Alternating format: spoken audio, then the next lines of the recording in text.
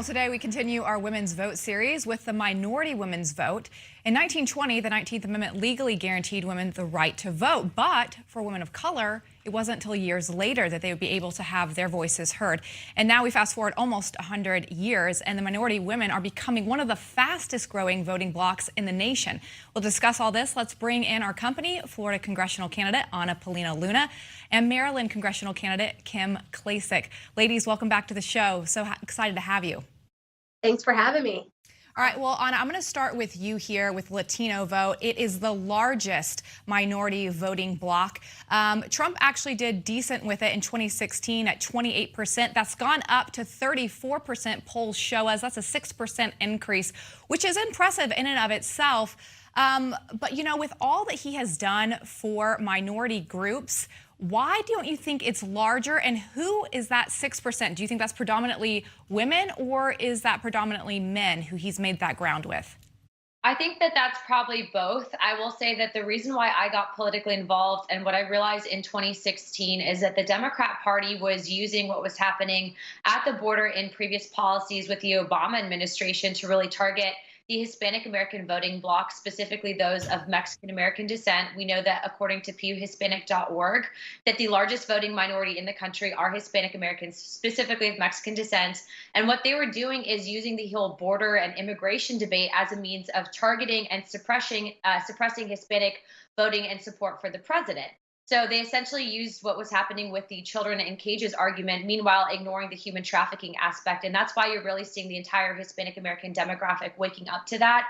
You're seeing people share the information on social media and saying, hey, we are for border security. We are for legal immigration. It doesn't mean you're xenophobic, but we do have an issue with human trafficking. And we're not going to allow our women and children to suffer this, even if the Democrats are telling us that that's the truth. Interesting.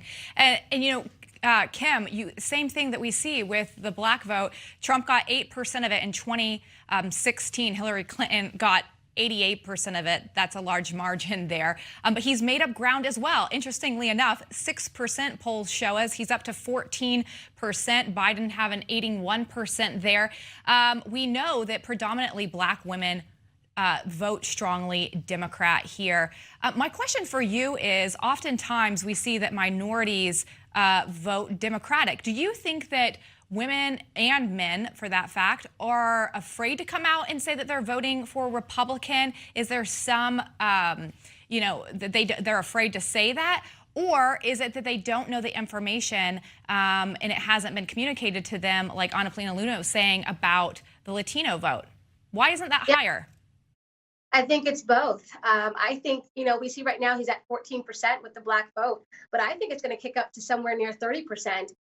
Being an African American and supporting Trump is having like the worst stamp you can imagine on you. You know, you get called things like sellout, Uncle Tom, all sorts of things. But I can tell you, my team is knocking doors every single day. And we talk to people that say, you know what, I'm voting for President Trump and I'm voting for Kim Klacik because they're the only ones that are offering me a plan, a platform. We talk a lot about school choice. You know, in Baltimore, we have 39 high schools, and out of 39 of them, 13 of them have kids graduating not proficient in math. A lot of mothers and fathers are very upset with that. And these are in predominantly black neighborhoods. So now you see President Trump rolled out the Platinum Plan. I was lucky enough to be there in Atlanta when he did so, talking about investing $500 billion into these areas that were neglected by Democrats in so many inner cities across the country. People are noticing all that Trump is doing. And then he put on top of it, he tackled criminal justice reform. You know, he did the Prison Reform Act, he did the First Step Act, and people are looking at that across the country within the black community. So I think, again, we're going to see that number double for President Trump on November 3rd. That would be great. You know, one of the interesting things is, Anna, the Washington Post had an article, this was last year, but it proves the point before COVID. For the first time, most new working age hires in the U.S. are people of color. The article goes on to say that 5.2 million more people had jobs after 2016, and 4.5 million of those, rather, were minorities. Most of those actually being women. Do you think that this resonates with women of color, that they are able to be successful in the economy, or has COVID kind of damaged that and what Trump was able to do the last 3 years? Absolutely. I think people are really excited to reopen the economy nationally. And I can tell you that, I was raised by a young single mother. The first thing that she was ever concerned about was, could she take care of my sister, my brother, myself? And when you see really what's happening with the minority community, especially with the single moms, I mean, there's a reason why there's poverty. There's a reason why the Democrat Party does push minority women as a whole into the welfare system. It does contribute to incarceration rates. I mean, it's such a connected issue. And when you see that President Trump provided women with a means of really providing for their families, and we had the best economy known to U.S. history, I mean, people want that again. And it's really sad to see that the Democrat Party is using propaganda. They don't care about these families. They don't care about what's happening in the inner cities. And it's our responsibility, and I think Kim will say the same thing too. The reason why we're running is because we see this flaw and we want to fix it. We want to be a part of the change to save this country. Yeah, and Kim, you mentioned it, this stigma that if that you don't want to be a minority voting for Republican. We think about Trump's message when it comes to law and order. We saw in the wake of George Floyd's death, everything that has happened. Is that message resonating with the Black community, this law and order message?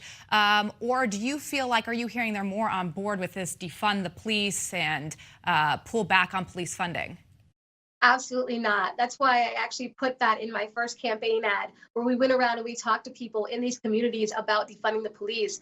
There was actually a poll done on it too. 81% of the Black community said they do not want to defund the police. They want more police presence on their streets. In these dangerous neighborhoods, again, in Baltimore City, you've got over 300 homicides per year. And we've seen the most since our riots in 2015. You've got over 700 shootings, over 400 carjackings. These are historical numbers. And, why would we ever take away any funding from those that are basically protecting us every single day? They're everyday heroes. On top of that, these are individuals that go out and protect people that they've never met before in the most dangerous situation. I don't understand why we would attack any police officer. I can't understand why we even got to this point. But I know the Black community definitely wants police presence. We are under a consent decree here in Baltimore City. It feels like it's one of the worst things that ever happened to us. But again, we need more police. And if Black Lives Matter really wants police officers to be better trained, you would add funding for better training. So it actually doesn't make any sense at all. Yes, great point. Okay, I only have a few seconds left, but I got to ask this question to both of you. Biden has picked a minority woman, a Black woman, to be on his ticket. Is that going to be an issue with minorities on November 3rd? Anna, yes or no? I think that she is definitely not a likable candidate, so I think it will be an issue for him. Okay. Kim? I think people know exactly about her record, and no one's going for it. We understand who she is and what she stands for. All right, ladies, it's so great to have you. Thank you for giving us insight into the minority women vote. I hope to have you back again soon. Thank you. Newsmax TV is now America's fastest growing cable news channel. We give you the real news you need. So subscribe to our YouTube channel and give us a thumbs up. If you like this video, share it with your friends. Newsmax TV streams live on YouTube for free. Newsmax TV, real news for real people.